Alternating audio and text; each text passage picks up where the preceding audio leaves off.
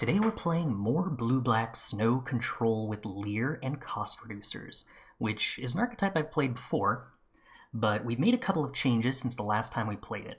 Mainly, almost entirely actually, sideboard changes. We've replaced 2 Infernal Grasps in the sideboard with a Sorin and a Meathook Massacre. Both of these cards just turned out to be much more effective anti-aggro cards than I was expecting. I originally felt like the deck was probably going to need to lean heavily on spot removal interaction for its early turns. The way Geistchanneler has been playing out means that's less necessary than I thought. And Sorin in particular has actually been much more of an advantage against aggressive decks than I originally expected.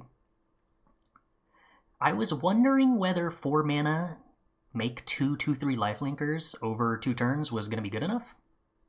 The answer is, especially against drain decks, yeah, that's super good enough. But what really set it over the top of what I was expecting is that it turns out that against the creature decks that you make a 2/3 and then maybe they attack Sorin with a 3/3, you can't really block that and Sorin dies. I thought that would be a spot where Sorin was bad, but it turns out, especially with Blood on the Snow, that's actually totally fine.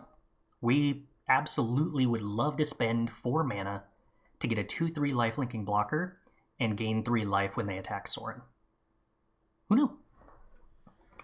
But otherwise, the rest of this deck is pretty much as it was before. We are a control deck that tries to take advantage of card advantage and cost reduction in the form of Discover the Formula and Geistchanneler to take control of the early game, disrupt our opponents with Divide by Zero and Break Expectations, and then go over the top of the late game with Lier providing card advantage from recasting everything we played earlier in the game. In particular, Geistchanneler and Discover the Formula reducing the mana cost of Divide by Zero means that it is way easier and way less mana intensive to get Lier down than I was originally expecting, or that you're perhaps familiar with from other Lier decks. Turns out that 1 mana Divide by Zero in your graveyard plus Lier means you only need to have 6 mana instead of 8.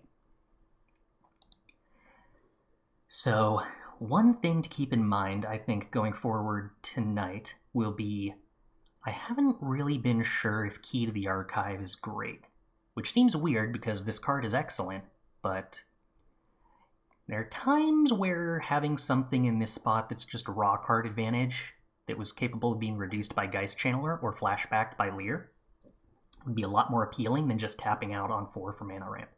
So, we'll try to pay attention to how that feels.